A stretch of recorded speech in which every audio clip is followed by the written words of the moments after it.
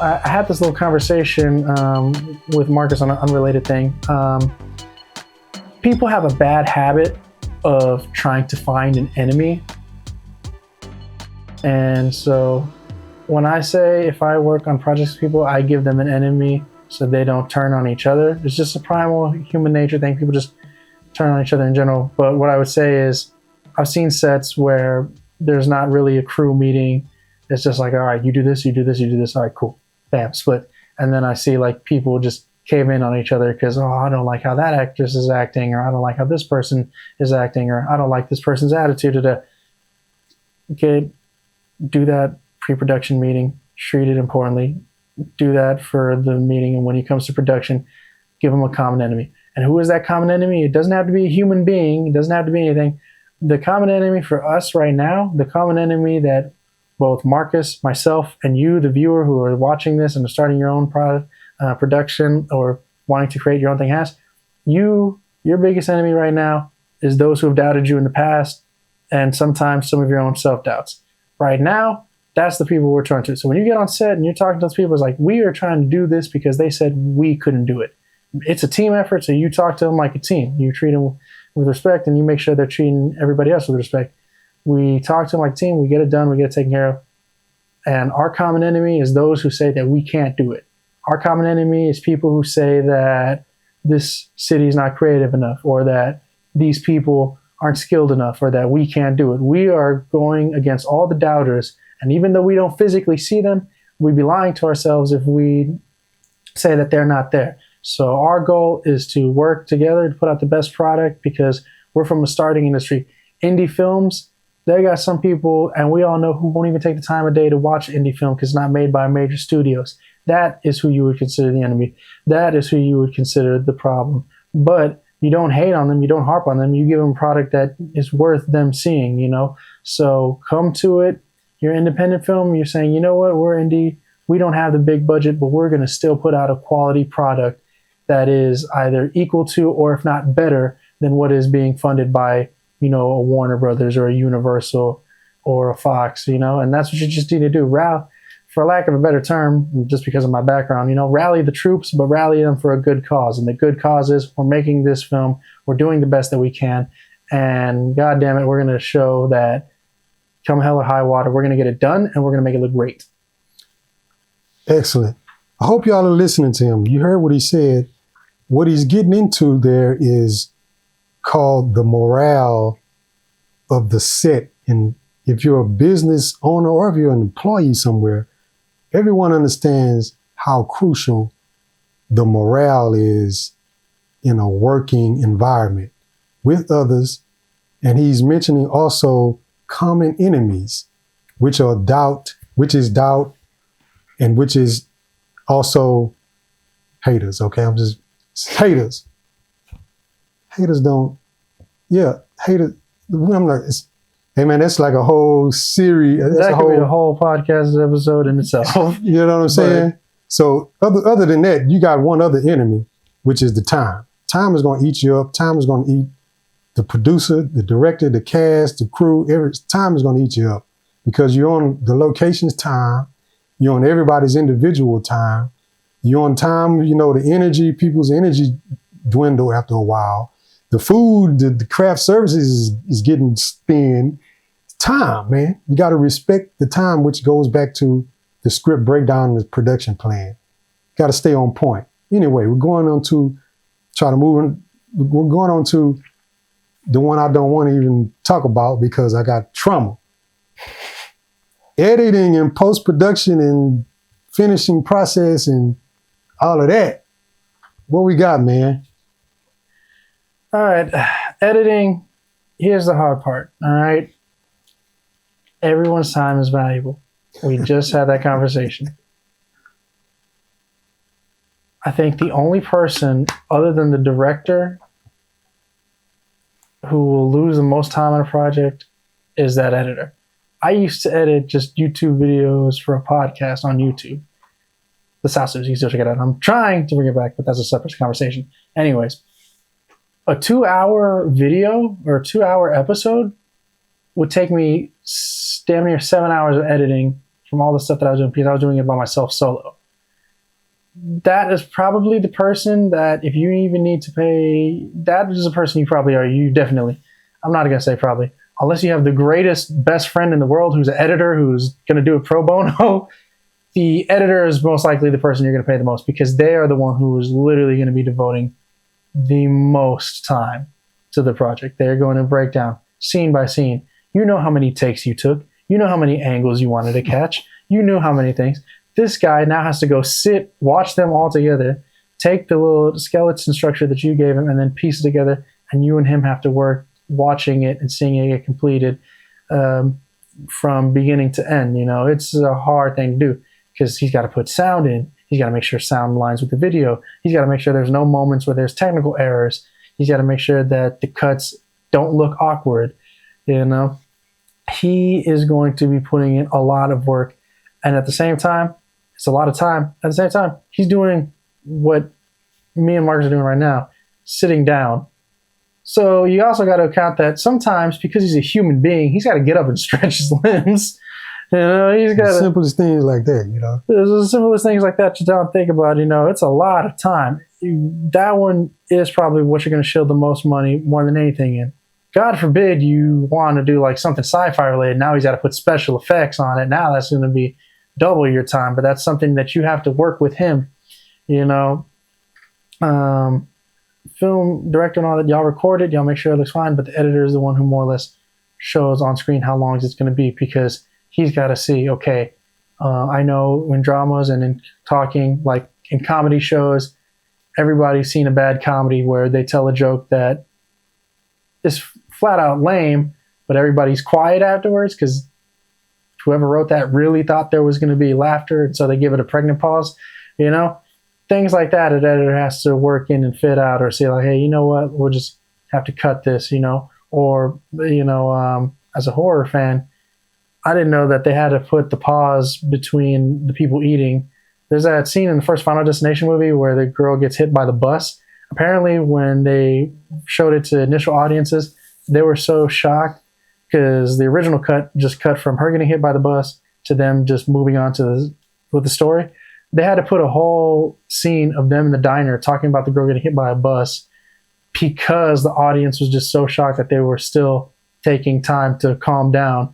And you don't want to have that moment where I want the audience to react big to this and then I just keep cutting to something else because then that's how they miss crucial details and stuff like that, you know? So the editor, he's going to have to watch this and piece it piece by piece. And look, he's going to have to keep auto-saving it. Yeah, you can put an auto-save to save everything that you do, but that's going to take time because if you use Premiere Pro like how I do, especially if you're doing video, sometimes just saving the changes that you made could take 20 to 30 minutes. Just saving it. So it's a lot of sitting in front of a computer and waiting on it to load. And you can't blame the software. You can't blame the internet connectivity.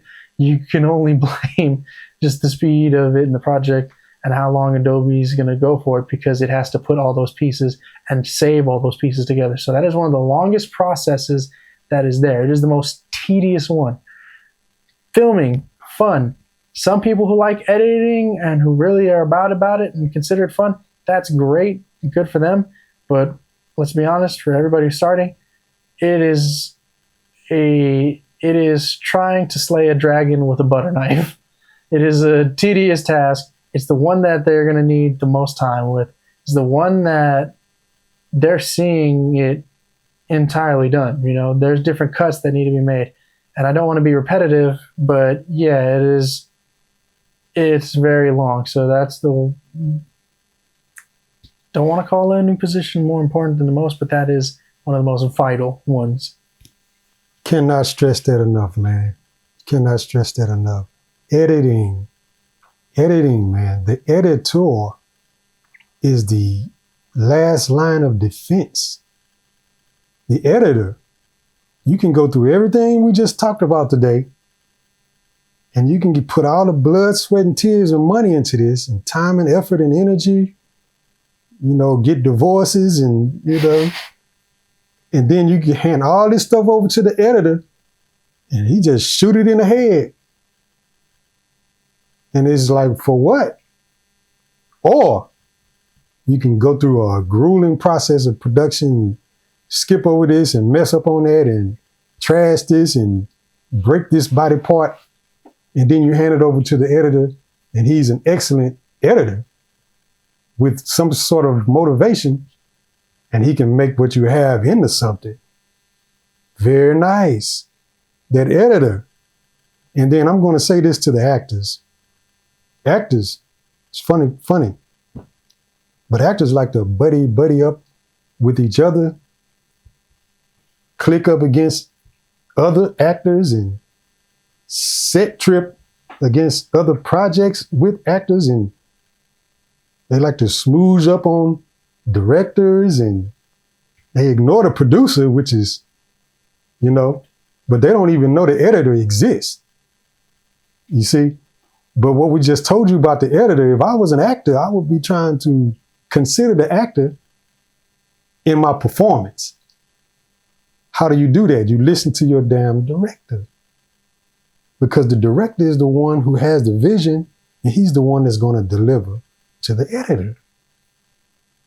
You want to make it easy on the editor. If you don't, you're going to make an enemy with the editor, and guess what?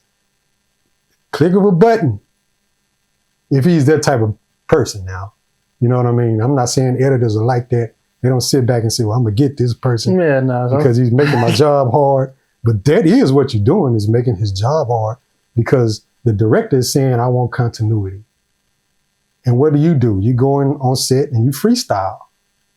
And how can he piece the puzzle together with you saying something different on every take, and you putting your right hand up on this take and your left hand up on that take?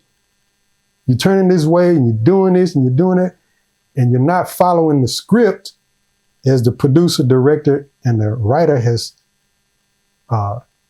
asked you to, my dear actor.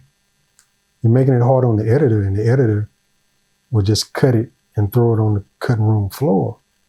Right. And that's how you diminish your screen time. We got some shows to do for you. If you just hang in there with us, that's a little bit of some things that are coming up. But that's what you have right there with the 4 major components of film production. And if there's anything else you'd like to add before we let them go, shoot.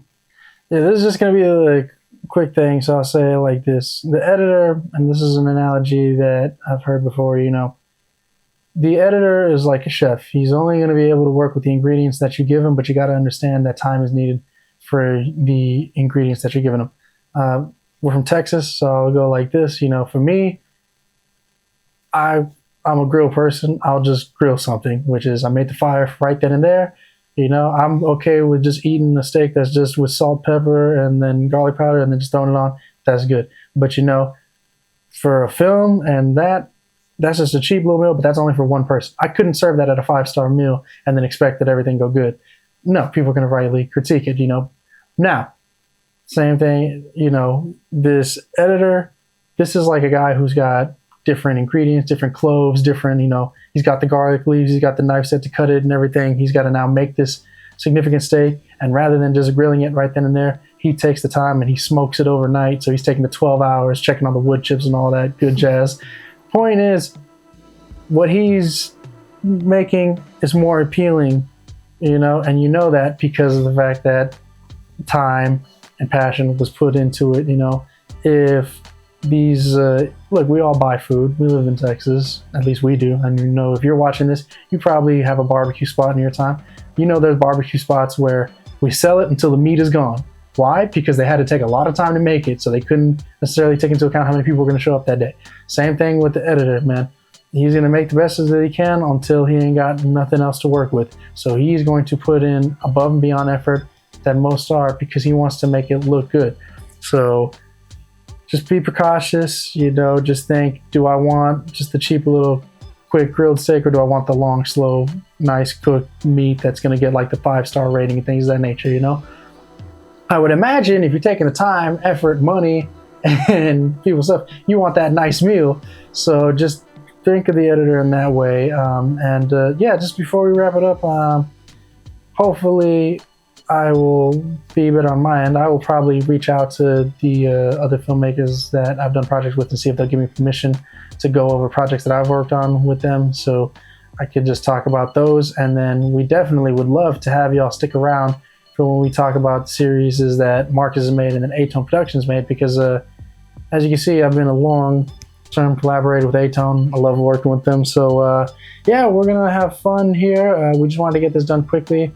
Maybe in time, if this garners much attention, I mean, we're looking at 44 minutes now, but if this garners enough attention, hell, we might do a separate podcast episode per phase, because you can get into it like that. But yeah, you know, we would just, we love having you guys. We love having you guys as creatives, and we love that you're taking the time to listen to us, and we would both just appreciate it if you like, follow, share, let it be known. Official_HEC on Twitter, or X if you actually call it that. But yeah, keep up with us, and we'd love to have you just listening. And if you're in the Houston area and if you want to reach out, definitely, man, we're all about growing. Everybody wants to help everybody. And yeah, the more creative stuff that we have, the more fun we get. You know, everybody's complaining about remakes and rehashes of significant properties, and there's no creative properties. Well, a lot of those creative properties are gone now because studios don't want to take chances on it. So independent has been very well in regards to taking concepts and ideas that are out of the norm and just actually making good fit of it. So yeah, if you're creative, you know, we just gave you the layout right now. It's up to you on how you want to do it. But yeah, just have your idea, save your idea, and hopefully if everything lines up, you can get to work on your idea. He is Hector Guzman. I am Marcus Vernard. This is G-Code Productions from producers and actors. Thank you for joining us, Atone Productions.